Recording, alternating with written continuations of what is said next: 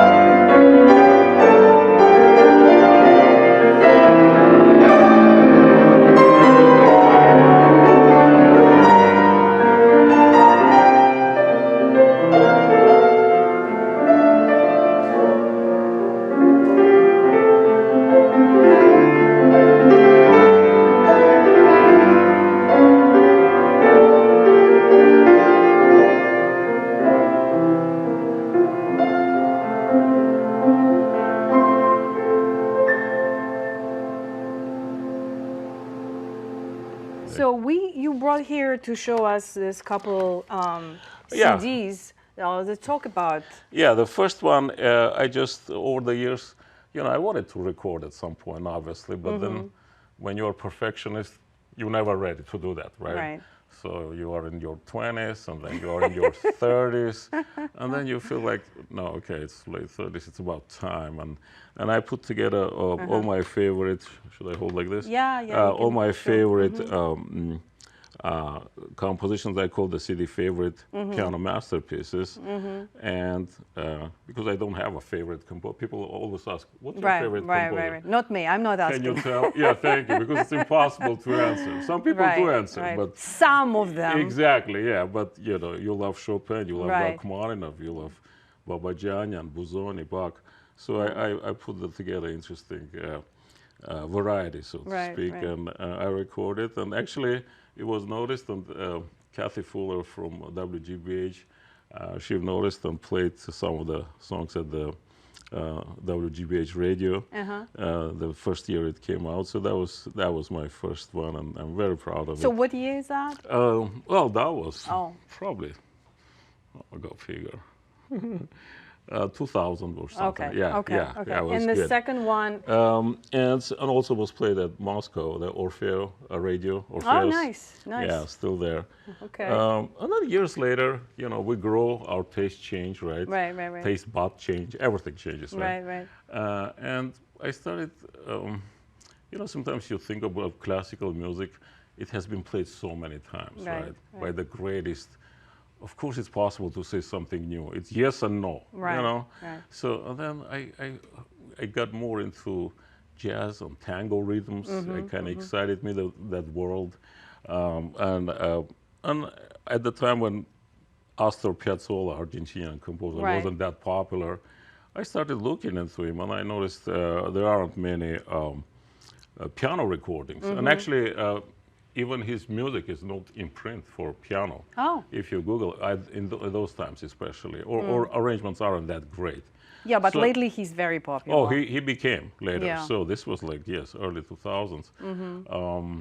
And actually one of his last visits was in Boston in 92, and I think he died in 92. Oh. I wish I knew him then Right. about him. But yes, so I started making my own arrangements, pretty much tweaking, changing what's out there. And I, for about 12 songs I did record. And I had a lot of fun doing it. It's a nice music. Exactly. Nice. It's a beautiful music, takes your mind. It's like it's coming from his heart. Absolutely. Yeah. It's a completely different place. And yeah, that was a very interesting project, really. Yeah. And so any projects for future? Mainly performing projects, because you don't know, you can't understand what's happening with the CD industry. Right, right. This new, everything is changing. So, right, right. But I will be recording, obviously. Yeah, So. yeah. And I know right now you have another great news that your daughter just graduated of Boston University. Yeah, she is. And well, today we actually said goodbye. She's moving to New York, doing her new job in digital congratulations. Media, and yeah, so it was kind of interesting morning for me. Yeah, a little busy. It's good, yeah. And I have a son that also a student. But of course, they play music too, right? They did. They did. Okay. I mean, I wish I can say that I never forced them to practice or anything. No, it never worked that way. So, but they did play a couple. Piano or? Yeah, piano. Yeah. Both. Yeah, okay. both. All right. And then we know that your students just won some competitions. Yes, there was a Christian international competitions. Yeah, they won different prizes. And one of my students, Noga Hirsch, she will be playing at Carnegie tomorrow. Oh, nice. Yeah, so as a second place winner, and very proud of her. Well, congratulations, Thank you. and to them too. Yeah. So what schools you teach? Teach in Power School? Well, I'm part of their faculty, but I'm teaching mainly privately. Privately, okay. It keeps me very busy here in Belmont and in Belmont. Burlington, Okay, if people would like to find you, how they can find you? Well, they can find me on Facebook, I guess. Okay. Yeah, Facebook is enough. So I would think so. There. Yes, yeah. Well, I think we were covered all the subject I was planning to discuss, and I greatly appreciate it that you coming and tell us your story. Yes. So thank you so much. Oh, thank you. Great seeing you. Thank you for your help, everyone. Thank you.